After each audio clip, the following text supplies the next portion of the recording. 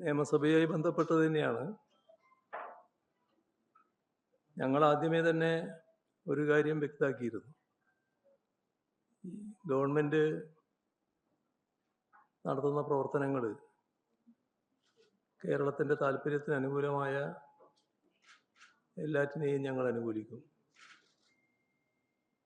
കേരളത്തിൻ്റെ താല്പര്യത്തിന് വിരുദ്ധമായി എന്തെങ്കിലും വരുന്നുണ്ടെങ്കിൽ അതിനെ എതിർക്കുകയും ചെയ്യും. എന്നാൽ അതേസമയം ഒരു പുതിയ ഗവൺമെൻറ് അധികാരത്തിൽ വന്ന് ആ ഗവൺമെൻറ് ചെയ്യുന്ന കാര്യങ്ങളെ എതിർക്കുക എന്നതിനല്ല മുൻതൂക്കം കൊടുക്കുക. ആദ്യഘട്ടത്തിൽ അവരുടെ പ്രവർത്തനം വീക്ഷിക്കുകയാണ് ചെയ്യുക എന്നും പറഞ്ഞിരുന്നു. പക്ഷെ അങ്ങനെ പറഞ്ഞ ഞങ്ങൾക്കുണ്ടായ അനുഭവം വളരെ കടുത്തതാണ്. നമ്മുടെ നാടിൻ്റെ താല്പര്യത്തിന് വിരുദ്ധമായ ഒട്ടേറെ കാര്യങ്ങളാണ് ഈ ഗവൺമെൻറ് അധികാരത്തിൽ വന്നതിന് ശേഷം നയമെന്ന രീതിയിൽ പ്രഖ്യാപിക്കപ്പെട്ടിരിക്കുന്നത്. അതിൻ്റെ പുതിയൊരു നിലയാണ് ഇക്കഴിഞ്ഞ നിയമസഭയിലുണ്ടായത്. കോർപ്പറേറ്റ് മുതലാളിമാരുടെ ലാഭക്കൊതിക്ക് കുടപിടിക്കുന്ന ഒരു സർക്കാരിൻ്റെ യഥാർത്ഥ മുഖമാണ് ഇന്നലെ അവസാനിച്ച നിയമസഭാ സമ്മേളനത്തിൽ കണ്ടത്. നാം കാണേണ്ടത് നിയമസഭയുടേതായ നടപടിക്രമങ്ങളുണ്ട്. വ്യക്തമായ ചട്ടങ്ങളും കീഴ്വഴക്കങ്ങളുമുണ്ട്. ഇതെല്ലാം കാറ്റിൽ പറത്തിക്കൊണ്ടാണ് ധനകാര്യ ബിൽ സഭയിൽ പാസ്സാക്കുന്ന നിലയുണ്ടായത്. പുതുക്കിയ ബജറ്റിൻ്റെ ഷെഡ്യൂൾ നിയമസഭയിൽ വന്നപ്പോൾ അതിൽ ധനകാര്യ ബില്ലുണ്ടായിരുന്നില്ല. അത് പിന്നീട് ഗവൺമെൻറ് തന്നെ വ്യക്തമാക്കിയതാണ്. ഇന്നലെ സഭയിലും വ്യക്തമാക്കപ്പെട്ട കാര്യമാണ്. അപ്പോൾ അതിൻ്റെ അർത്ഥം എന്താ?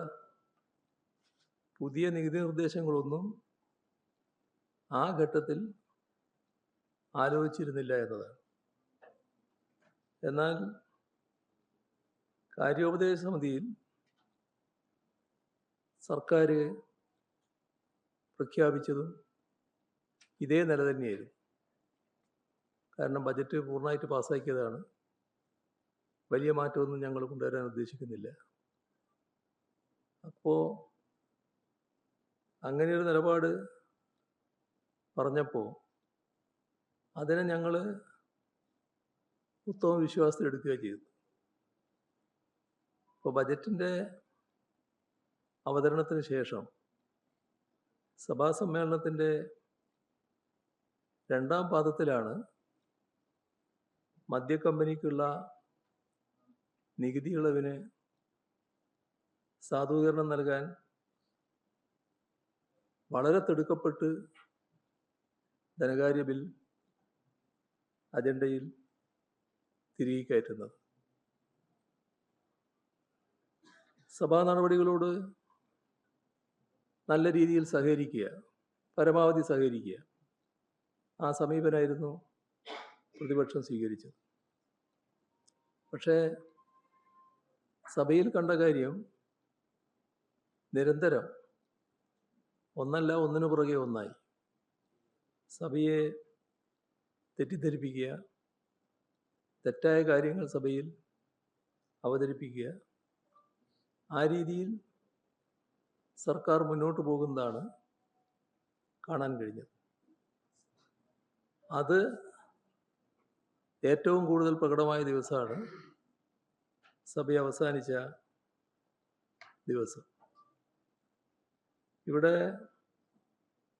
ക്രമരഹിതമായും പാർലമെൻ്ററി നടപടികൾക്ക് വിരുദ്ധമായും ധനകാര്യ ബിൽ ധൃതി പിടിച്ച് പാസ്സാക്കാനുള്ള ശ്രമമാണ് നടന്നിട്ടുള്ളത്. നമ്മുടെ നിയമസഭാ കലണ്ടറിൻ്റെ കാര്യം നേരത്തെ ഞാൻ പറഞ്ഞു. കാര്യോപദേശ സമിതി അംഗീകരിച്ച സമയക്രമത്തിലും ആദ്യഘട്ടത്തിൽ ഇതുമായി ബന്ധപ്പെട്ട് സമയം അനുവദിക്കുന്നില്ല. അപ്പോൾ തികച്ചും നിക്ഷിപ്ത താല്പര്യത്തിൻ്റെ അടിസ്ഥാനത്തിലാണ് യാതൊരു മുന്നറിയിപ്പുമില്ലാതെ സഭാ നടപടികൾ ധനകാര്യ ബിൽ അവസാന ഘട്ടത്തിൽ അജണ്ടയിൽ ഉൾപ്പെടുത്തിക്കൊണ്ട് നീക്കാൻ തീരുമാനിക്കുന്നു. അപ്പോൾ ഒരു തരത്തിലുള്ള ഒളിച്ചു കടത്തലാണ് ഉണ്ടായത്. KGST നിയമത്തിൽ ഭേദഗതി വരുത്തിക്കൊണ്ട് ചില മദ്യക്കമ്പനികളെ സഹായിക്കുക, ഇതായിരുന്നു ഇതിൻ്റെ പിന്നിലുള്ള ഗൂഢലക്ഷ്യം. ഇതിനെയാണ് ക്രോം പ്രശ്നത്തിലൂടെ പ്രതിപക്ഷം എതിർത്തത്. സബ്ജക്റ്റ് കമ്മിറ്റിയുടെ പരിശോധന കഴിഞ്ഞ് മാത്രമാണ് നികുതി നിർദ്ദേശങ്ങളുള്ള ഫിനാൻസ് ബിൽ സാധാരണഗതിയിൽ പാസ്സാക്കുക. പക്ഷേ ഇക്കാര്യത്തിൽ സബ്ജക്റ്റ് കമ്മിറ്റി ചേരാൻ സമയം പോലും നിശ്ചയിച്ചില്ല. സഭാ സമ്മേളനം ഇത്തരമൊരു നികുതി നിർദ്ദേശത്തോടെയുള്ള ഫൈനാൻസ് ബില്ലാവുമ്പോൾ അതനുസരിച്ച് പുനഃക്രമീകരിക്കാൻ തയ്യാറാകണം. അതിനും സർക്കാർ തയ്യാറായില്ല. ഒരു കാണാൻ കഴിയുന്ന കാര്യം, ഇത്തരമൊരു ബില്ല് പാസ്സാക്കാൻ അനാവശ്യമായ ധൃതിയും വാശിയും സർക്കാരിൻ്റെ ഭാഗത്തുണ്ടാവുകയും ഇവിടെ വ്യക്തമാകുന്ന കാര്യം, മുഖ്യമന്ത്രി തന്നെയാണ് ഇക്കാര്യത്തിൽ നിർബന്ധ ബുദ്ധി കാണിച്ചത്. വലിയ കടുംപിടുത്തമാണ് ഈ കാര്യത്തിലുണ്ടായത്. ഏത് മാർഗത്തിലൂടെയും ഈ പറയുന്ന മദ്യക്കമ്പനികൾക്ക് നികുതി ഇളവ് നൽകണമെന്ന വാശിയാണ് അദ്ദേഹത്തിനുണ്ടായത്.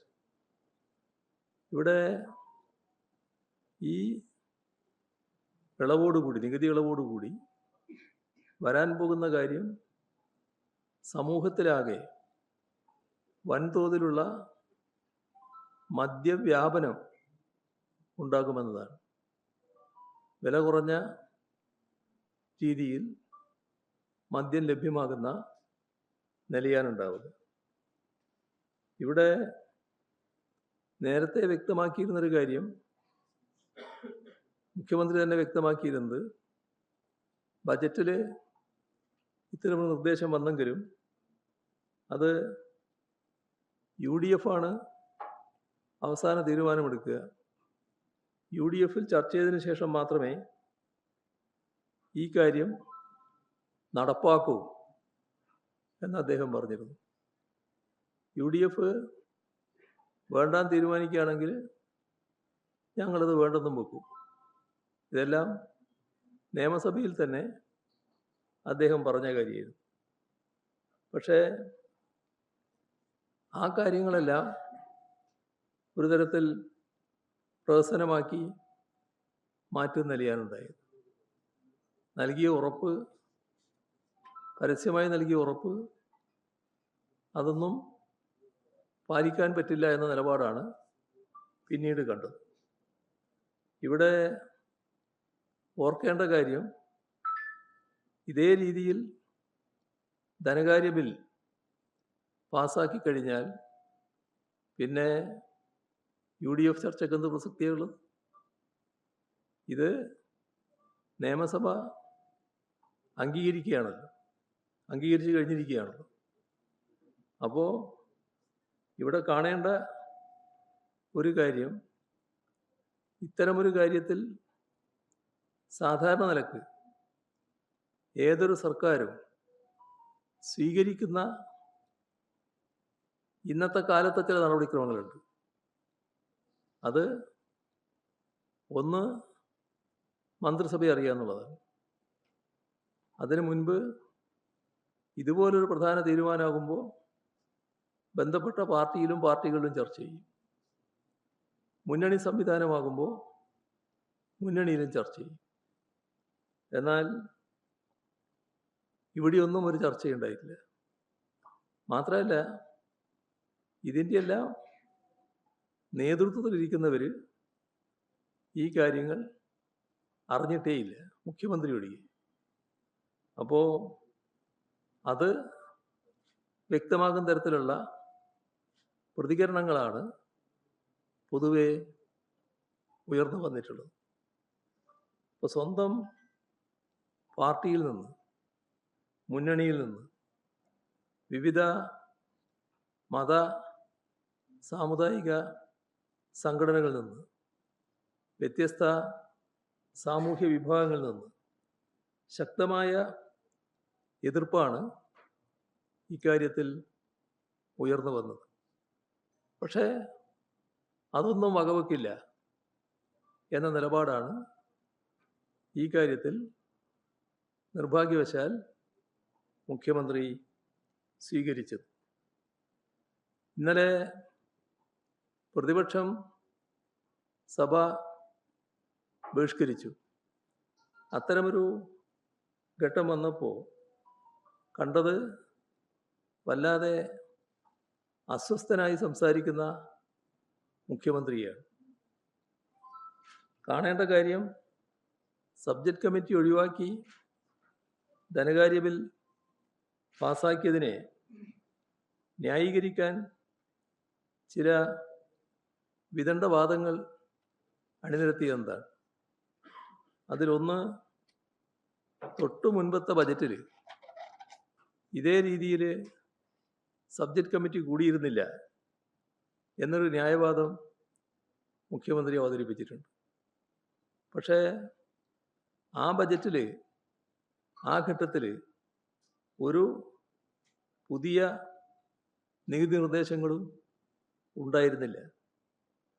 അത്തരം സന്ദർഭങ്ങളിൽ മാത്രം സ്വീകരിക്കുന്ന നടപടി, അത്തരമൊരു നടപടിക്രമം നികുതി നിർദ്ദേശങ്ങൾ അടങ്ങുന്ന ധനകാര്യ ബില്ലിന് എങ്ങനെയാണ് ബാധകമാവുക? ഈ വസ്തുത സൗകര്യപൂർവ്വം മറച്ചുവെക്കാനാണ് അദ്ദേഹം ശ്രമിച്ചത്. ഇപ്പോഴത്തെ സാഹചര്യം അന്നത്തിൽ നിന്ന് വ്യത്യസ്തമാണ്. നികുതി നിർദ്ദേശമില്ലാത്ത ധനകാര്യ ബില്ലും നികുതി നിർദ്ദേശമുള്ള ധനകാര്യ ബില്ലും, അത് തമ്മിലുള്ള വ്യത്യസ്തതയുണ്ട്. അപ്പോൾ നികുതി നിർദ്ദേശമുള്ള ധനകാര്യ ബില്ല് എല്ലാ കാലത്തും സബ്ജക്റ്റ് കമ്മിറ്റിയുടെ മുൻപാകെ പോയിട്ടുണ്ട് എന്നതാണ് വസ്തുത. ഇവിടെ ബിവറേജസ് കോർപ്പറേഷന് മാത്രമേ കേരളത്തിൽ മദ്യവിൽപ്പനക്ക് അധികാരമുള്ളൂ. അവർക്ക് വീര്യം കുറഞ്ഞ മദ്യം വിതരണം ചെയ്യാൻ അനുമതി നൽകിയില്ലെങ്കിൽ എങ്ങനെ നികുതി ഇളവ് നൽകിയ മദ്യം വിൽക്കാൻ പറ്റും എന്നൊരു വിചിത്രവാദവും മുഖ്യമന്ത്രി ഉയർത്തിയിട്ടുണ്ട്.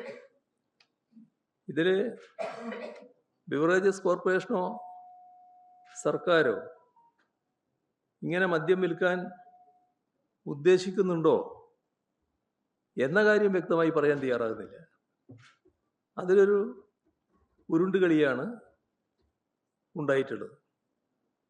ബിവറേജസ് കോർപ്പറേഷൻ ഇത് വിൽക്കാൻ തീരുമാനിച്ചില്ലെങ്കിൽ ഇത്ര തിടുക്കപ്പെട്ട് എന്തിനാണ് നികുതി ഇളവ് നൽകുന്നത്? എന്താണ് അതിൻ്റെ അടിയന്തര ആവശ്യം? മുൻകൂറായി ഇത്തരമൊരു നികുതി ഇളവ് നിയമത്തിൻ്റെ ഭാഗമായി പാസാക്കി വെക്കുകയാണല്ലോ. എന്തിനാണത്? കോൾഡ് സ്റ്റോറേജിൽ വെക്കാനുള്ളതാണോ നിയമനിർമ്മാണം? ഇക്കാര്യങ്ങളെല്ലാം വ്യക്തമാക്കുന്നത് ബക്കാർഡിക്ക് നിയമവിരുദ്ധമായി നികുതി ഇളവ് നൽകാൻ മുഖ്യമന്ത്രിയുടെ നേതൃത്വത്തിൽ മുൻകൈ എടുക്കുന്നു എന്നത് തന്നെയാണ്. നികുതി ഇളവിന് പിന്നിലെ അസാധാരണമായ ഫയൽ നീക്കത്തിലുണ്ടായ വേഗത അത് എല്ലാവരും ശ്രദ്ധിച്ച കാര്യമാണ്. ഈ സഭാ സമ്മേളനത്തിൽ KGST നിയമത്തിൽ ഭേദഗതി വരുത്തിക്കൊണ്ട് വൻകിട മദ്യക്കമ്പനികളെ വഴിവിട്ട് സഹായിക്കുക എന്ന ലക്ഷ്യമാണ് ഇതിനെല്ലാം പിന്നിലുണ്ടായിട്ടുള്ളത്. ഇതിനുവേണ്ടി നിയമനിർമ്മാണ സഭയെ ദുരുപയോഗം ചെയ്യുകയാണ് ഉണ്ടായിട്ടുള്ളത്. അത് ശരിയായ നടപടിയല്ല. ഇതാണ് സഭാബഹിഷ്കരണത്തിലേക്ക് പ്രതിപക്ഷത്തെ എത്തിച്ചത്. വീര്യം കുറഞ്ഞ മദ്യത്തിൻ്റെ നികുതി 251% നിന്ന് 120% ഒറ്റയടിക്ക് വെട്ടിക്കുറക്കുകയാണ് ചെയ്തത്. ആർക്കു വേണ്ടിയാണത്? ഇതുകൊണ്ട് നാട്ടിലെന്താണ് ലാഭം? സർക്കാരിനെന്താണ് ലാഭം? നഷ്ടമല്ലേ ഉള്ളൂ. എന്നാൽ അതേസമയം മദ്യക്കമ്പനിക്ക് നല്ല ലാഭം കൊയ്യാനും കഴിയും. ഇവിടെ ഭേദഗതി പാസ്സാക്കുകയും നികുതി നിരക്ക് വിജ്ഞാപനം ചെയ്യുകയും ചെയ്താൽ ഇതിൻ്റെ വിൽപ്പന നിയന്ത്രിക്കാൻ സർക്കാരിന് കഴിയും. സ്വാഭാവികമായും വിൽക്കാൻ താല്പര്യമുള്ള മദ്യക്കമ്പനികൾക്ക് കോടതികളെ സമീപിക്കാൻ അവസരമുണ്ടാവില്ലേ? കോടതികളിൽ നിന്ന് അനുകൂല ഉത്തരവ് ലഭിക്കില്ല എന്ന ഉറപ്പ് സർക്കാരിനുണ്ടോ? അങ്ങനെ അനുകൂല ഉത്തരവുകൾ നേടാൻ മദ്യക്കമ്പനികൾക്ക് ഇത് അവസരമുണ്ടാക്കുകയല്ലേ ചെയ്യുക. അപ്പോൾ നമ്മുടെ വിദ്യാർത്ഥികളടക്കമുള്ള യുവതലമുറ വീര്യം കുറഞ്ഞ ഈ മദ്യത്തിൽ ആകൃഷ്ടരാകുന്ന അവസ്ഥ വന്നാൽ അത് പിന്നീട് വീര്യം കൂടിയ ലഹരിയിലേക്കും കടക്കുന്നതിനല്ലേ ഇടയാക്കുക. ഈ സാമൂഹ്യ വിപത്ത് തിരിച്ചറിഞ്ഞിട്ടുണ്ടോ? ഇവിടെ സ്പിരിറ്റ് അധിഷ്ഠിതമായ മദ്യത്തിന് ഒരു നികുതി ഇളവും ഇതേവരെ നൽകിയിട്ടില്ല.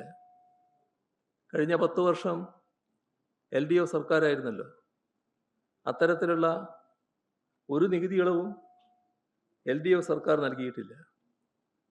LDF സർക്കാർ ആലോചിച്ചത് തന്നെ പഴം, ധാന്യങ്ങൾ ഇവയിൽ നിന്ന് ഉൽപ്പാദിപ്പിക്കുന്ന ഹോർട്ടി വൈന് അതിന് നികുതി ഇളവ് നൽകുന്ന കാര്യം ആലോചിച്ചിരുന്നു. അപ്പോൾ ഹോർട്ടി വൈനിൻ്റെയും ഹോർട്ടി ലിക്കറിൻ്റെയും തലത്തിലല്ല ഇപ്പോഴത്തെ സ്പിരിറ്റ് അധിഷ്ഠിത മദ്യം. അപ്പോൾ സ്പിരിറ്റ് അധിഷ്ഠിത മദ്യത്തിന് കൂടി ഈ ഹോർട്ടി വൈനിൻ്റെയും ഹോർട്ടി ലിക്കറിൻ്റെയും ഇളവിനെക്കുറിച്ച് അന്ന് ആലോചിച്ചത് ബാധകമാക്കാനാണ് ഇപ്പോൾ നടപടിയെടുത്തിരിക്കുന്നത്. ഇവിടെ നിയമസഭയിലെ പ്രസംഗത്തിൽ മുഖ്യമന്ത്രി മറ്റൊരു കാര്യം കൂടി പറയുകയുണ്ടായി. പ്രതിപക്ഷം ഈ വിഷയത്തെ പെരുപ്പിക്കുകയാണ് എന്നാണ് അദ്ദേഹം പറഞ്ഞത്. അതോടൊപ്പം അദ്ദേഹം പറഞ്ഞൊരു വാചകം വളരെ ശ്രദ്ധിക്കേണ്ടതാണ്. വേറെ ചിലർ അവരോടൊപ്പം, ഇത് പ്രതിപക്ഷത്തോടൊപ്പം, അവരോടൊപ്പം വേറെ ചിലരും കൂടിയിട്ടുണ്ടെന്നും പരിഹാസപൂർവം മുഖ്യമന്ത്രി പറയുകയുണ്ടായി. ആരാണ് ഈ വേറെ ചിലർ? നിങ്ങൾക്ക് നല്ലതുപോലെ അതറിയാലോ. പ്രതിപക്ഷം ഉന്നയിച്ച ആശങ്ക അംഗീകരിച്ച ഒരാൾ നേരത്തെ KPCC പ്രസിഡൻ്റായിരുന്ന ശ്രീ VM സുധീരനാണ്. മറ്റൊരാൾ മുൻ MP TN പ്രതാപനാണ്. നമുക്കറിയാം കെ.സി. വേണുഗോപാലും എക്സൈസ് മന്ത്രിയും തങ്ങളുടേതായ രീതിയിൽ ഇക്കാര്യത്തിൽ പ്രതികരിച്ചിട്ടുമുണ്ട്.